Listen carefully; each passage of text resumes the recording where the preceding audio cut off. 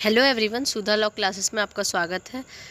आज का हम लोग का टॉपिक है जल प्रदूषण निवारण एवं नियंत्रण अधिनियम 1974 तथा 1977। जल अधिनियम जो बनाया गया था 1974 तथा 1977 में प्रदूषण निवारण एवं नियंत्रण के लिए, वो आज हम लोग देखेंगे। वो टॉपिक को आज हम कवर करेंगे। निरंतर बढ़ते जल प्रदूषण के प्रति सरकार का ध्यान 1960 के दशक में गया और वर्ष 1963 में गठित समिति ने जल प्रदूषण निवारण और नियंत्रण के लिए एक केंद्रीय कानून बनाने की सिफारिश की।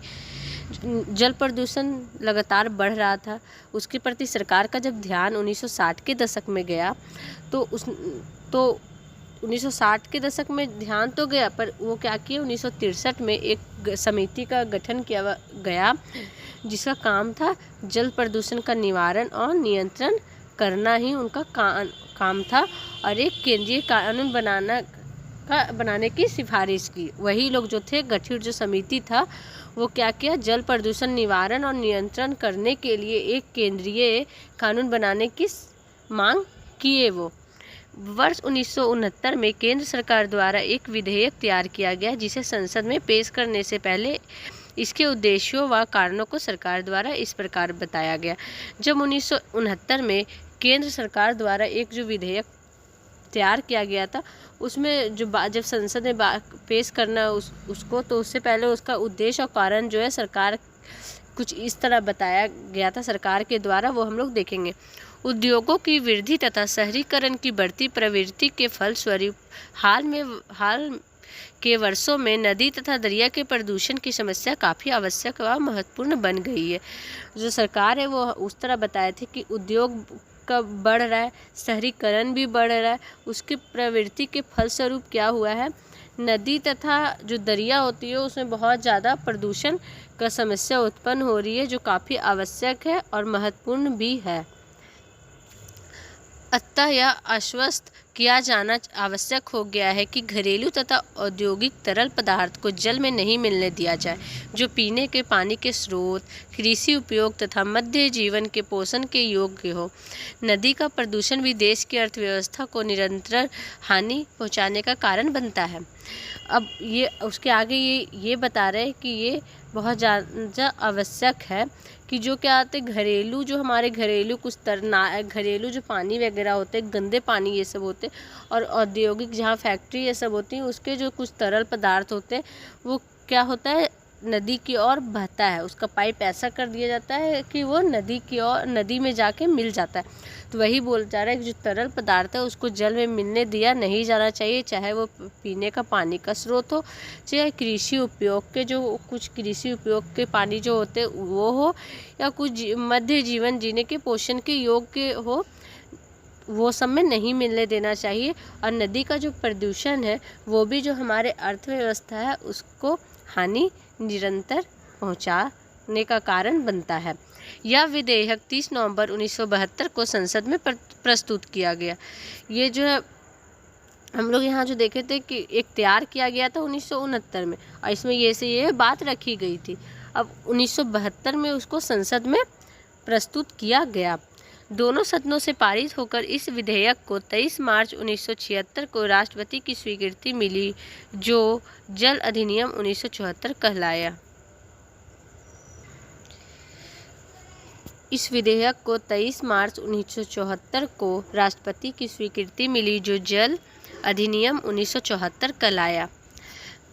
यह अधिनियम 26 मार्च 1974 से पूरे देश में लागू माना गया।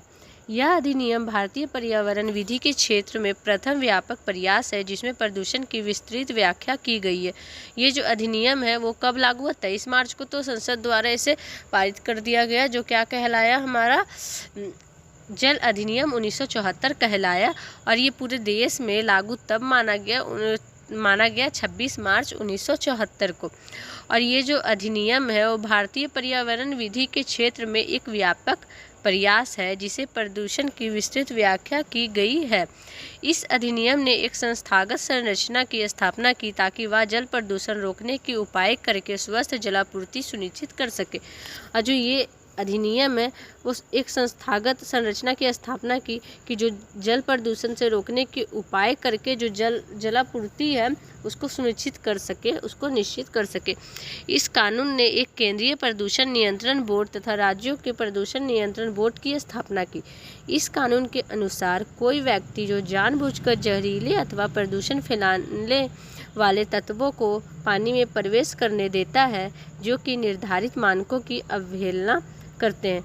अब इस कानून ने एक केंद्रीय प्रदूषण नियंत्रण बोर्ड तथा हर राज्य में एक प्रदूषण नियंत्रण बोर्ड की स्थापना कर दी की और क्या किया, इस कानून के अनुसार ये बोला गया कि जो भी क्या आते जानबूझकर जहरीले पदार्थ नदी ये सब में फैलाएगा या कुछ भी प्रकार का प्रदूषण फैलाने वाले तत्वों को पानी में प्रवेश करने देगा, वो उसके लिए एक दंड निर्धारित करता है। और उसका क्या, ये कौन से काम है कि जो मानक जो निर्धारित किया गया उसका वो अवहेलना करता है, उसको वो ठेस पहुंचा रहा है, उसको वो नियम को तोड़ रहा है, तब वह व्यक्ति अपराधी होगा तथा उसे कानून में निर्धारित दंड दिया जाएगा। इस कानून में प्रदूषण नियंत्रण बोर्ड के अधिकारों को समुचित शक्तियाँ दी गई ताकि वे अधिनियम के प्रावधानों को ठीक से कार्य कर सके। इस प्रकार जल प्रदूषण को रोकने की दिशा में यह कानून सरकार द्वारा उठाया गया महत्वपूर्ण कदम है। अब क्या हुआ, जो व्यक्ति अपराधी होगा उससे कानून से जो निर्धारित किया गया वो दंड तो दिया जाएगा, और जो कानून प्रदूषण नियंत्रण बोर्ड के जो अधिकारी हैं उनको कुछ शक्तियाँ दी गई ताकि वे अधिनियम के प्रावधानों को ठीक से प्रावधान जो है उस पर ठीक से कार्य कर सके। और ये जो कार्य हुआ वो क्या हुआ, इस प्रकार जो जल प्रदूषण को रोकने की दिशा में यह कानून सरकार द्वारा उठाया गया महत्वपूर्ण कदम था। ये जो जल प्रदूषण को रोकने के लिए पहला कदम जो सरकार की ओर से सरकार के द्वारा उठाया गया जो ये कानून है, ये सबसे बड़ा कदम माना गया। तो दोस्तों आज हम लोग इस वीडियो में देखें कि जो जल प्रदूषण है वो बढ़ रहा है, तो उसके लिए सरकार कैसे कैसे क्या कि सरकार का ध्यान 1960 में गया। 1963 में एक समिति गठन किया गया जो क्या आते मांग की कानून बनाने की, जल प्रदूषण निवारण एवं नियंत्रण के लिए कानून बनाने की मांग की। 1969 में एक विधेयक सरकार द्वारा तैयार किया गया जिसमें संसद में पेश करने से पहले उसके उद्देश्य और जो कारण है वो सरकार कुछ इस तरह बताई। उसके बाद सरकार क्या कि 1972 में इसे प्रवेश किया, 72 में प्रस्तुत किया संसद में जब प्रवेश हुआ उसके बाद उसको 1974 में 23 मार्च 1974 को राष्ट्रपति की स्वीकृति मिली। उसके बाद ये पारित हुआ और जल अधिनियम 1974 कहलाया और 26 मार्च 1974 से पूरे देश में लागू माना गया। तो इस वीडियो में हम लोग देखें 1974 का। नेक्स्ट जो वीडियो आएगा और नेक्स्ट पार्ट में हम लोग देखेंगे 1977 का कैसे कैसे वो हुआ। वो 1974 हम लोग स्टार्टिंग से देखे, 1960 से स्टार्ट होते होते 1974 में लागू हुआ। तो दोस्तों आज के लिए बस इतना ही। मैं कल फिर मिलूँगी नए वीडियो के साथ, तब तक के लिए नमस्कार।